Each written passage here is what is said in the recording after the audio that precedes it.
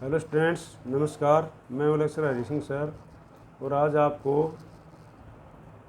भारतीय इतिहास का सामान्य ज्ञान के प्रश्न जो मैं आपको बता रहा हूं, क्योंकि बहुत बच्चों ने बोला था कि सर आप अकाडमिक तो वीडियो भेज रहे हो, आप जीके के भी क्वेश्चन भेज दिया करो ताकि हम याद कर लें। तो मैं जो है इसमें आप इस चैनल को सब्सक्राइब कर लेना। मैं Hindi, English, political science, history, geography 6 class से लेकर के BA MA तक का क्वेश्चन इसमें अपलोड करूँगा। और जीके के क्वेश्चन भी मैं हरियाणा जीके और सामान्य जीके इसका भी इसमें डालूँगा। अभी हिंदी मीडियम के डाल रहा हूँ, बाद में इंग्लिश मीडियम के डाल दूँगा। तो आप इसको चैनल को सब्सक्राइब कर लेना, ठीक है। और मैं वीडियो 1 वीडियो 2 करके डालूँगा। सामान्य GK video 1, Haryana GK video 1, इस प्रकार से नंबर डालूँगा। और आप इसको सर्च करने के लिए आपको उस lecturer Hari Singh sir type करना, सामान्य जीके या हरियाणा जीके जो भी है, और bye lecturer Hari Singh sir type करोगे तो आपको मिल जाएगा ये, ठीक है।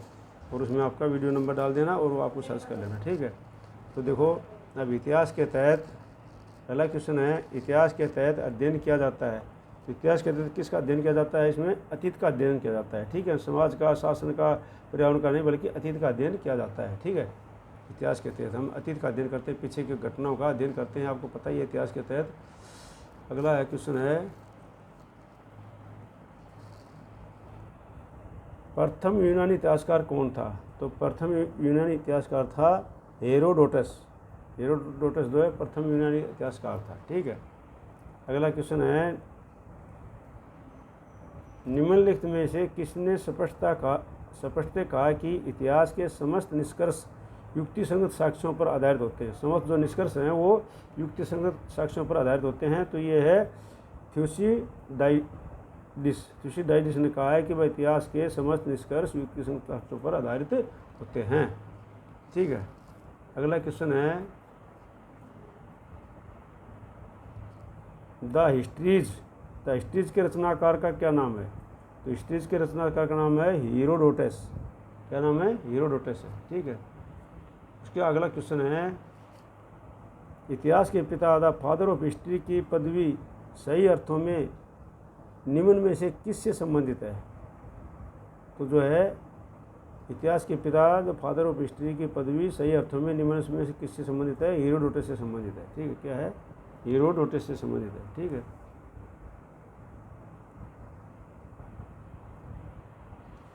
इतिहास अपने को दोहराता है, ये किसका कथन है?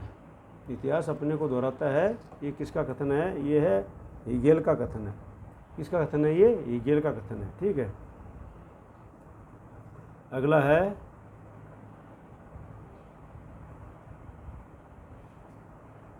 हम इतिहास से ये सीखते हैं कि आदमी इतिहास से कभी कुछ नहीं सीखता। ये कथन किसका है? ये भी हीगेल का कथन है, ठीक। क्या किसका कथन है? हीगेल का। अब अगला है कि किसका कथन है, समस्त इतिहास वर्ग संघर्ष का इतिहास है।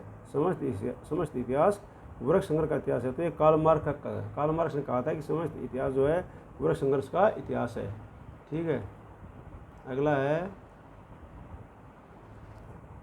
निम्नलिखित में से कौन सा एक इतिहास के विषय में मार्क्स के दृष्टिकोण का संक्षिप्त वर्णन किया करता है? तो निम्नलिखित में से कौन सा एक इतिहास के विषय में मार्क्स के दृष्टिकोण का संक्षिप्त वर्णन किया गया है? तो ये इतिहास शोषक और शोषित वर्गों के बीच संघर्ष का सिलसिला है।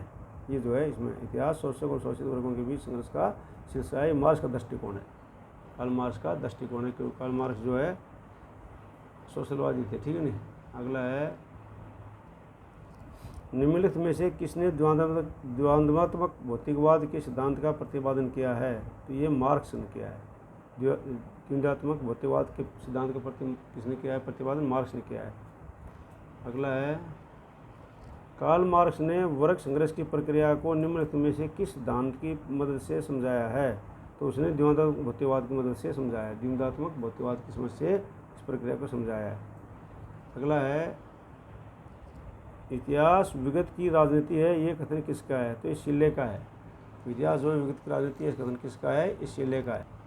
अगला क्वेश्चन है, सूची 1 को सूची 2 में सम्मिलित कीजिए तथा नीचे दिए गए कुट की सहायता से सही उत्तर दीजिए। तो सूची 1 क्या है? सूची 1 है इसके लेखक, सूची 2 में सूची इतिहास की परिभाषा। तो सूची 1 में है अशोक ओकसाट, ओकसाट ए है, ट्रिलियन है, कॉलिंगवुड है और ब्यूरो है। सूची 2 में क्या है? सूची 2 में है इतिहास, संपूर्ण इतिहासकार, इतिहास विचारों का इतिहास।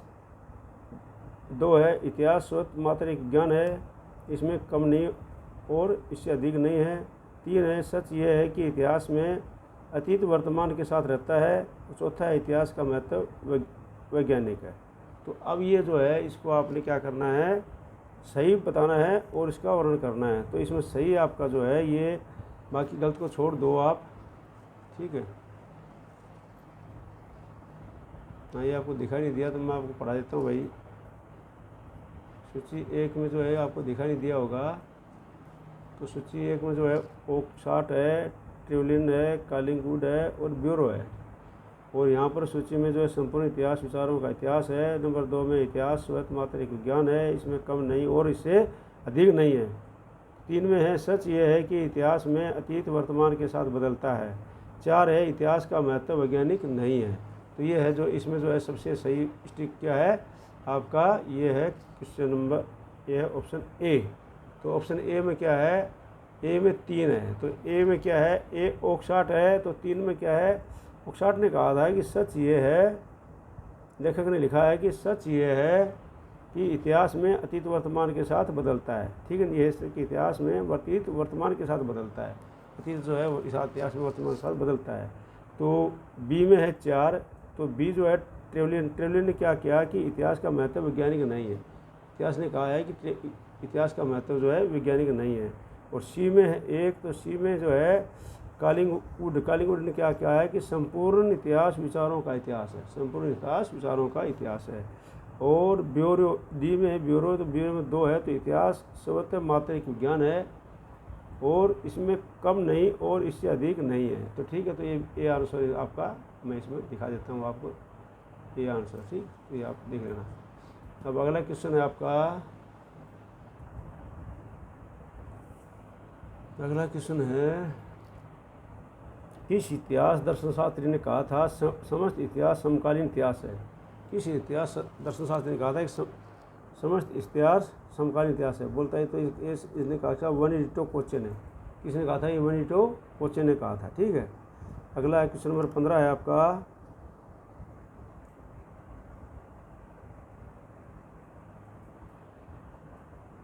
तिथियों के साथ प्रयुक्त होने वाला बीसी किस संक्षिप्त अक्षर है। तो बीसी क्या है, ये सबसे पहले बिफोर क्राइस्ट, बीसी का अर्थ क्या है, बिफोर क्राइस्ट, बिफोर क्राइस्ट है इसका नाम है, बिफोर क्राइस्ट, ठीक है, ये इसका नाम है, ठीक है। 17 में है आपका, तिथियों के साथ प्रयुक्त होने वाले एडी का पूर्ण रूप क्या होता है। एक तो एडी की फुल फॉर्म क्या है, ये है एनो डोमिनी इसकी फुल फॉर्म है, ठीक है। 18 में आपका 50 ईस्वी पूर्व, 50 ईस्वी पूर्व आगे आएगा वर्ष 150 ईस्वी पूर्व के बाद आता है। तो वर्ष जो है 150 मतलब 50 ईस्वी पूर्व क्या है कि वर्ष जो है 150 ईस्वी पूर्व के बाद आता है, ठीक है नहीं, मतलब ईस्वी से